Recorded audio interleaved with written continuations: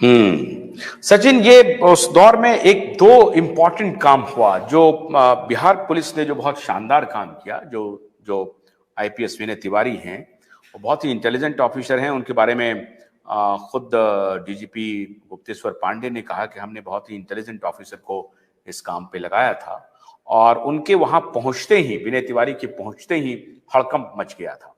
और ये बात भी सच है कि बिहार पुलिस ने इसको ब्रेक किया, और ये कि दिशा सालियान की मौत का सीधा संबंध सुशांत की मौत से है, ये पहली बार एस्टैब्लिश किया बिहार पुलिस ने।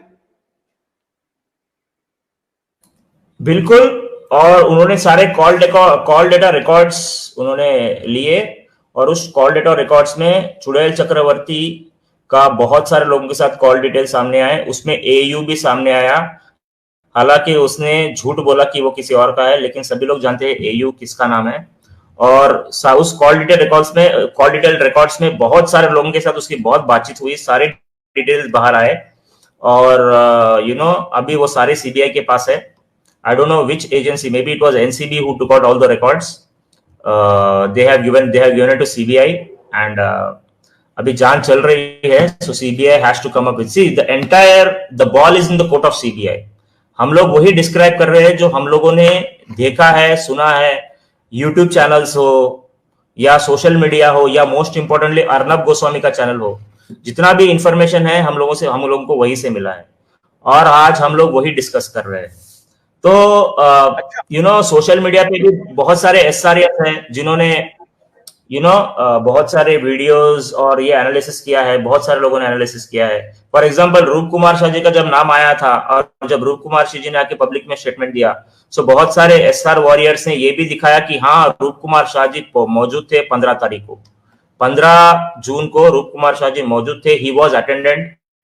जब सुशांत के बॉडी को ले जाया जा रहा था तो he was one among the carriers. वो रहते हैं ना, वो जो बॉडी को कैरी करते हैं स्ट्रेचर पे, he was one among them. So रूप Kumar Shah ji was definitely present in Cooper Hospital. So जो भी बोल रहे हैं सच बोल रहे हैं। क्या नीतेश राणे के खुलासे के बाद ये एंगल खुला कि इसमें आदित्य ठाकरे, सूरज पंचोली, डिनो मौर्य, अरबाज खान और हिरन का हत्यारा जो है, इस सब को जानकारी थी और ये सब इसमें इन्वॉल्व हैं। ये हिरन का हत्यारा उसके बाद भाग गया, काफी दिनों तक भागा रहा, और ये दुबई में छुप के बैठा रहा। और मैं बहुत माइन्यूटली ऑब्जर्व कर रहा था कि ये हिरन के हत्यारे का कोई वीडियो एडवर्टीजमेंट उन दिनों चलना बंद हो गया एकाएक। ऐसा क्यों हुआ? देखिए, नारायण राणे जी ने एक्चुअली खुलासा किया दिशा सालियान के केस के बारे में। उनके पास पूरा पुख्ता जानकारी आई थी, पूरे एविडेंसेस आए थे, और लगता है उन्होंने वो सारे एविडेंसेस सीबीआई को भी दे दिए होंगे। पूरे कॉल डिटेल के रिकॉर्ड्स हो, या शायद दिशा सालियान का पोस्टमार्टम का हो, या कुछ भी हो, सारा इंफॉर्मेशन नारायण राणे जी के पास था। उन्होंने प्रेस कॉन्फ्रेंस करके सबके नाम के खुलासा उन्होंने किया था। उसके बाद उनके जो दो बेटे हैं, नीलेश राणे और नितेश राणे, वो भी दूसरे आज तक और बाकी चैनल्स पे आए थे, लेकिन उनको वो एनकरेजमेंट नहीं मिला था। मतलब उनको लिया गया लेकिन उनको सपोर्ट नहीं किया गया। फाइनली जब अर्नब गोस्वामी ने उनको अपना प्लेटफॉर्म दिया, उसके बाद ये प्रूव हो गया कि बेबी पेंगुइन और बाकी लोगों का पूरा हाथ है।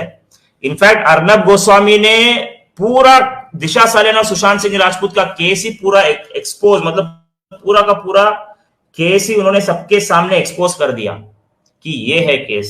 और एक 2-3 आई विटनेसेस ने भी आके अर्नब गोस्वामी के चैनल पे सारा खुलासा कर दिया कि उस रात दिशा सालियान के साथ क्या क्या हुआ था और वहां पे कौन कौन मौजूद था।